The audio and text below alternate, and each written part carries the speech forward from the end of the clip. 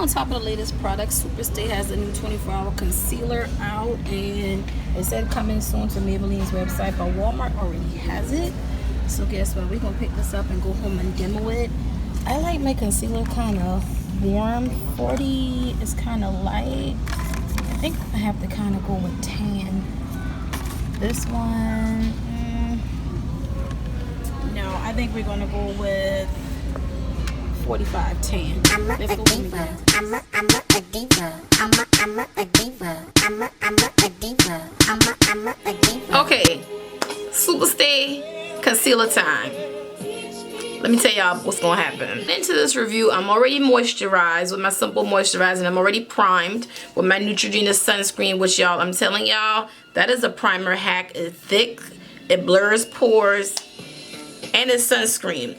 But if you're a friend of this channel, you know the Superstay matte. I couldn't quite get my color right. I went up a shade. It was too pasty. Like I went down a shade. It was too red. So I like to see how the concealer that goes with a line works with its foundation. However, the Superstay Better Skin, which gives you a My Skin but Better finish, versus the matte, I have to mix these two together to get a decent shade on me. So with that being said, let me go ahead and get the foundation portion on, and I'm going to come back when it's time to apply. Foundation is on. I zoomed in closer so we can get directly in the concealer areas. Now, this is the Superstay concealer. This is 0.32 fluid ounces, 7 milliliters of product, which is standard for a concealer as well. You have a doe-foot applicator, and this ran me $9 out of Walmart. Now, being that Superstay is known to be on the matter side of things, what I do, you all, is to keep mattes from sinking into my smile lines, I don't put concealer there. Also, I don't cake the foundation all the way up to this area either, because it's matte.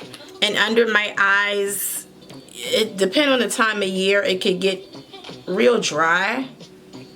So that's the reason why I don't bake either. I just set my concealer. I just push it in with a wet sponge and let it melt in. And try to avoid going in that very direct crease as well. So far, when I tested this the other day, I really liked it. And it blended out well. I have mine in the shade tan. Oh. So I believe there's like 18 shades in this.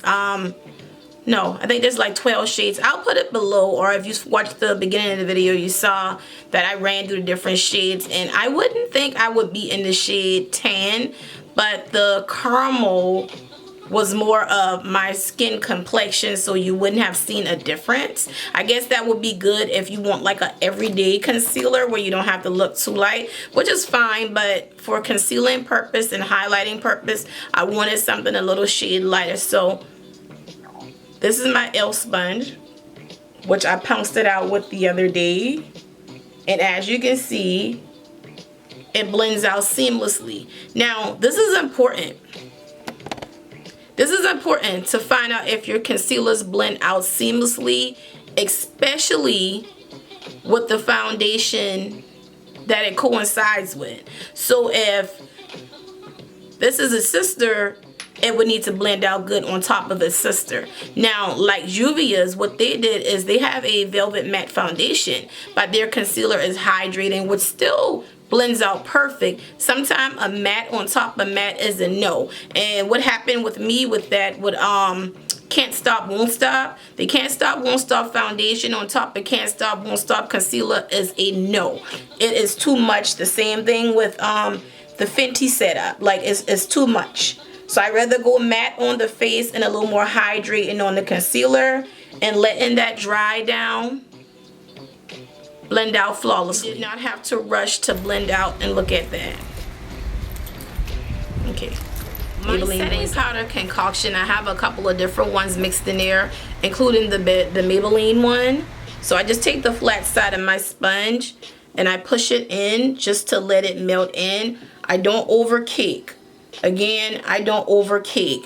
And like I said, dealing with mattes, You might not want to put too much foundation up in this area and just let the concealer do the talking and then press this in. The way I press it in and it melts in, how I'm looking at it back here on my mirror, I really have nothing to dust away, and that's what I like. So, because sometimes I screw it up now, so we gonna cleanse of this. Is just gonna see how it break down throughout the day. The creaseless, seamless, blah blah blah. Listen, if you do makeup by now and you got creases in your face, there's nothing that's gonna save you.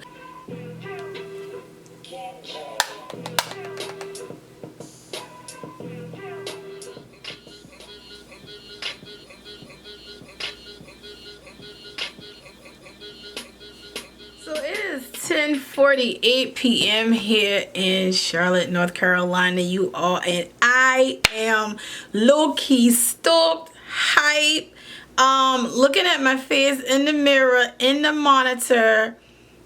Let me zoom in. Y'all see this? Do y'all see this?